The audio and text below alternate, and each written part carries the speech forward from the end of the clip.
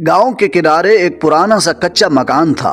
मट्टी की दीवारें बारिश के हर मौसम में बह जाती थीं और फिर माले के मकान के बच्चे अपनी छोटी छोटी उंगलियों से मट्टी लगा लगा कर इसको संभालते थे। इस घर में रहमत नाम का शख्स अपनी बीवी और 2 बेटियों के साथ रहता था। रहमत दिन रात मेहनत करता था, कभी खेतों में मजदूरी, कभी लकड़ियां काट कर बेचना, लेकिन गुर्बत का बोझ इतना भारी था कि कमर सीधी होने का नाम नहीं लेती थी। खाने के बर्तन अक्सर खाली पड़े रहते, चूल्हा कई दिनों तक ठंडा रहता, लेकिन इसके बावजूद रहमत की बीवी हमेशा अपनी बेटियों के दिल में ये बात डालती कि इज्जत सबसे बड़ी दौलत है। गांव वाले अक्सर मजाक उड़ाते, कहते रहमत तेरी गुर्बत का तो कोई इलाज नहीं, आखिर कब तक भूख से लड़ेगा। लेकिन रहमत खामोश रहता।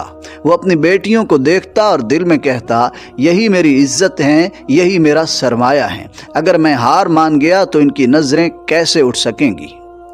बड़ी बेटी जीनत 12 साल की थी, छोटी 8 साल की आयशा। दोनों अपने बोसीदा कपड़ों के बावजूद आंखों में एक अलग ही चमक रखती थीं। वो माँ के साथ हाथ बटाती, पानी भर कर लाती, खेतों से सूखी घास चुन कर लाती ताकि शाम को चूल्हे में जलाई जा सके।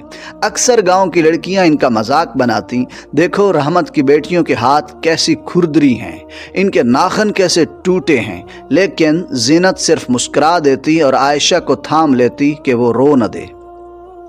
गुर्बत के बावजूद रहमत के घर की फिजा अजीब सी सुकून भरी थी, लेकिन हालात ने एक दिन ऐसा मोड़ लिया कि इज्जत और गुर्बत के दरमियान एक खौफनाक जंग खड़ी हो गई। गांव का एक अमीर आदमी जिसके पास ज़मीनों का समंदर और रुपए पैसे के ढेर थे, रहमत के पास आया। उसने तंजिया मुस्कुराहट के साथ कहा, रहमत तुम्हारी हालत तो सबके सामने है, अगर चाहो तो मेरी खिदमत करके तुम अपनी मुश्किलें ख़त्म कर सकते हो। रहमत ने हैरान होकर पूछा, कैसी खिदमत? वो बोला, छोटी सी बात है, तुम्हारी बेटी को मेरे घर काम पर दे दो, मैं तुम्हें महीने भर का खर्चा दे दिया करूँगा। ये जुमले सुनते ही रहमत का दिल कांप गया। इसने अपनी बेटियों को पीछे खड़ा देखा, इनकी मासूम आंखों में खौफ और शर्म की परछाइयाँ थीं। बीवी ने भी नज़रें झुका लीं। ये वो लम्हा था जहाँ गुर्बत के ज़ख्म ने इज्जत की जड़ों को काटने की कोशिश की, लेकिन रहमत के दिल ने कहा, गुर्बत को सह लूँगा लेकिन इज्जत का सौदा नहीं करूँगा। उसने सख्त लहजे में जवाब दिया, मेरी बेटियों के हाथ चाहे मेहनत से ज़ख्मी हो जाएं, लेकिन वो किसी के दर पर गुलाम नहीं बनेंगी। अमीर शख्स तंजिया हंस कर बोला, देख लेना रहमत, ये ज़िद ही एक दिन तुम्हारी रसवाई का बायस बनेगी। और वो अपने नौकरों के साथ वापस चल दिया। उस दिन से रहमत और इसके घर वालों की ज़िंदगी मज़ीद मुश्किल हो गई। गांव वाले भी बातें बनाने लगे, यही गुर्बत तो इज्जत को खा जाती है, आखिर ये कब तक डटे रहेंगे। रहमत ने चुपचाप अपनी बीवी का हाथ थामा और कहा, हम भूखे रह लेंगे लेकिन इज्जत की जंग कभी नहीं हारेंगे। और यूं उनकी कहानी ने वो रुख इख्तियार किया जहां गुर्बत और इज्जत आमने सामने खड़ी थीं। रहमत के इनकार के बाद गांव का वो अमीर शख्स खामोश नहीं बैठा। इसकी अना को ये बात गवारा न थी कि एक गरीब मजदूर इसके सामने डट कर इज्जत की बात करे और इसकी पेशकश को ठुकरा दे। वो गांव के लोगों में बैठकर रहमत का मजाक उड़ाने लगा, चाय खानों में बैठकर इसके बारे में तंजिया बातें करता और लोगों को ये बावर कराता कि ये गरीब अपनी जिद में अपनी बेटियों को भूखा मार रहा है। रफ्ता रफ्ता ये जहर गांव के लोगों की ज़ुबानों पर भी आने लगा। कुछ लोग बराह रास्त रहमत से कहने लगे कि इज्जत और जिद का पेट के साथ कोई ताल्लुक़ नहीं, पहले पेट भरो फिर इज्जत की बातें करना। लेकिन रहमत हर बार खामोशी इख्तियार करता और घर वापस आकर अपनी बीवी से कहता, दुनिया जो मर्जी कहे, इज्जत का सौदा हम पर फ़र्ज़ है कि ना करें। बीवी अक्सर रात को चुपके रोती। वो चाहती थी कि बच्चियां भी सुकून से पढ़ सकें, खेल सकें, इनके हाथों पर कांटे और छाले ना हों, लेकिन हालात इसे मजबूर कर देते। वो रहमत को कभी कभी कह भी देती कि शायद हमें थोड़ा झुक जाना चाहिए ताकि इन बच्चियों के लिए कुछ आसानी हो जाए। मगर रहमत अपनी नरम मगर मजबूत आवाज़ में जवाब देता, हमारी आसानी चंद दिन की होगी, लेकिन हमारी बेटियों के लिए ज़िंदगी भर का दाग बन जाएगा। मैं चाहता हूं कि ये बच्चियां फ़ख्र से अपना सर उठाकर जी सकें, ना कि किसी के ताने सहती फिरें। इसकी बातें बीवी के आंसू पूंछ देती, लेकिन दिल का बोझ मज़ीद बढ़ जाता। اسی دوران گاؤں میں ایک اور واقعہ ہوا جس نے اس خاندان کو مزید مشکل میں ڈال دیا۔ رحمت کی بیٹی زینت کے ہاتھ کے پرانے کپڑے اور جوتے اتنے پھٹ گئے کہ سکول جانے کے قابل نہ رہے۔ ماں نے پرانے کپڑوں کو کئی بار سی کر جوڑ دیا، لیکن وہ اب دن بدن چھپانے کے قابل بھی نہ رہے تھے۔ زینت نے خاموشی سے سکول جانا چھوڑ دیا تاکہ دوسروں کی ہنسی اور تضحیک نہ سہنا پڑے۔ چھوٹی عائشہ اکثر اسے تسلی دیتی کہ باجی میں آپ کے ساتھ پڑھوں گی، آپ گھر میں رہ کر مجھے سکھا دینا، لیکن دونوں بہنوں کے چہرے پر چھپی اداسی اور دبے ہوئے خواب دیکھنے والے کو اندر سے توڑ دیتے تھے۔ امیر شخص نے موقع دیکھا اور پھر سے رحمت کے دروازے پر آیا۔ اس بار اس کے لہجے میں طنز کے ساتھ ساتھ دھمکی بھی شامل تھی۔ اس نے کہا، رحمت تم نے میری بات نہیں مانی، اس کا نقصان اب تمہیں سہنا پڑے گا۔ تمہیں اس گاؤں میں مزدوری نہیں ملے گی، میں بڑے زمینداروں کو کہہ دوں گا کہ کوئی تمہیں کام نہ دے، پھر دیکھتا ہوں تم کیسے اپنی ضد کو سنبھالتے ہو۔ یہ سن کر رحمت کے ماتھے پر پسینہ آ گیا، کیونکہ وہ جانتا تھا کہ اگر یہ دھمکی حقیقت بن گئی تو اس کے بچوں کے منہ سے نوالا بھی چھن جائے گا۔ لیکن پھر اس نے اپنی آنکھوں میں بیٹیوں کی معصوم روشنی کو یاد کیا اور سخت لہجے میں کہا، میرا رازق اللہ ہے، رزق اللہ دیتا ہے، تو نہیں۔ اگر مزدوری بند بھی ہو گئی تو میں بھوکا رہ لوں گا، لیکن عزت کی جنگ نہیں ہاروں گا۔ اس جواب پر امیر شخص آگ بگولا ہو گیا اور گاؤں میں اعلان کروا دیا کہ جو بھی رحمت کو مزدوری دے گا وہ اس کا دشمن سمجھا جائے گا۔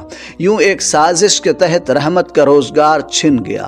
اب غربت مزید بڑھ گئی، چولہا کئی دنوں تک بجھا رہنے لگا، بچیاں کمزور ہو گئیں اور بیوی کی آنکھوں میں پریشانی کی جمی برف اور بھی گہری ہوتی چلی گئی۔ مگر ان سب مشکلات کے باوجود رحمت ہر رات اپنی بیٹیوں کے سروں پر ہاتھ رکھ کر یہی کہتا، یاد رکھنا عزت سب سے بڑی دولت ہے۔ غربت ہمارے جسم کو زخمی کر سکتی ہے، مگر عزت کا چراغ اگر جلتا رہے تو انسان کبھی اندھیرے میں نہیں رہتا۔ رحمت کے گھر کی آزمائش اپنی انتہا کو پہنچ چکی تھی۔ دن کے اجالے میں بھی اس گھر میں اندھیرا سا رہتا، کیونکہ خالی برتن اور بجھا ہوا چولہا ہر کونے کو سنسان کر دیتے تھے۔ بیٹیاں دن بدن کمزور ہو رہی تھیں، لیکن ان کی آنکھوں میں اب بھی ایک عجیب سا حوصلہ جھلکتا تھا، جیسے وہ اپنے والد کے فیصلے پر فخر کرتی ہوں۔ گاؤں والے اکثر آ کر کہتے، رحمت یہ ضد تمہارے بچوں کو مار ڈالے گی، تم کیوں اپنی بیٹیوں کے لیے نرم نہیں پڑتے؟ مگر رحمت ہر بار ایک ہی جواب دیتا، میں اپنے بچوں کو بھوکا سہ لوں گا، لیکن بے عزتی کا داغ کبھی نہیں دوں گا۔ وقت گزرتا گیا اور حالات مزید سخت ہوتے گئے۔ ایک دن گاؤں میں ایک بڑا حادثہ ہوا۔ ایک امیر شخص کے گھر کے نوکر نے بھاگ کر گاؤں میں یہ بات پھیلائی کہ اس کے مالک کی جیب سے سونا چوری ہو گیا ہے۔ فوراً شک رحمت پر ڈالا، کیونکہ وہ واحد شخص تھا جس نے اس امیر کی خدمت کرنے سے انکار کیا تھا۔ گاؤں کے لوگ بھی دباؤ میں آ گئے اور کہنے لگے کہ یہ بھوکا غریب اپنی بھوک مٹانے کے لیے چوری کر سکتا ہے۔ رحمت کا دل خون کے آنسو رویا۔ اس نے قسم کھا کر کہا، میں اپنی غربت پر راضی ہوں، لیکن چوری میرے خون میں نہیں۔ مگر اس کی آواز کو سننے والا کوئی نہ تھا۔ اسی وقت گاؤں کی چودھریوں کی بیٹھک لگی۔ سب لوگ جمع ہوئے اور فیصلہ کیا کہ رحمت کو گاؤں سے نکال دیا جائے تاکہ باقی لوگ عبرت حاصل کریں۔ یہ سن کر رحمت کے قدم لڑکھڑائے، لیکن اس کی بیوی نے آگے بڑھ کر کہا، اگر ہم اس گاؤں سے نکالے بھی گئے تو یاد رکھنا ہمارے سر جھکیں گے نہیں، ہم بھوکے رہ لیں گے، بے گھر رہ لیں گے، مگر عزت سے جئیں گے۔ اس کی بہادری کو دیکھ کر بیٹیاں ماں سے لپٹ گئیں اور رحمت کی آنکھوں میں وہ آنسو آ گئے جو برسوں کی تھکن اور دکھ کے بعد نکلے۔ لیکن قسمت کا ایک عجیب موڑ آیا۔ وہی نوکر جس نے الزام لگایا تھا گاؤں کی پنچایت میں آ کر رونے لگا اور سب کے سامنے اقرار کیا کہ اصل میں چوری خود اسی نے کی تھی اور امیر کی سزا کے ڈر سے اس نے رحمت کا نام لیا تھا۔ گاؤں میں سناٹا چھا گیا، سب کی نظریں شرمندگی سے جھک گئیں اور وہ امیر شخص جو رحمت کو جھکانا چاہتا تھا لوگوں کی نظروں میں خود ذلیل ہو گیا۔ گاؤں کے بڑے آگے بڑھ کر رحمت سے معافی مانگنے لگے اور کہنے لگے، ہم نے تم پر شک کر کے بہت بڑا گناہ کیا ہے، تم واقعی عزت کے پکے آدمی ہو۔ رحمت نے سر جھکا کر کہا، میں نے صرف یہ کیا کہ عزت کو پیٹ پر ترجیح دی۔ آج جو ہوا ہے وہ اس بات کا ثبوت ہے کہ عزت کبھی ہارتی نہیں، چاہے غربت کتنا ہی زور لگا لے۔ اس کی بات سن کر گاؤں کی عورتیں رو پڑیں اور مرد خاموشی سے سر ہلانے لگے۔ اس دن کے بعد رحمت کی بیٹیوں کو گاؤں میں نئی عزت ملی۔ لوگ انہیں حسرت سے نہیں بلکہ فخر سے دیکھنے لگے، اور یوں یہ کہانی ایک سبق چھوڑ گئی کہ غربت کے زخم کتنا ہی گہرا کیوں نہ ہو، لیکن اگر انسان عزت کی جنگ لڑے تو آخرکار جیت اسی کی ہوتی ہے۔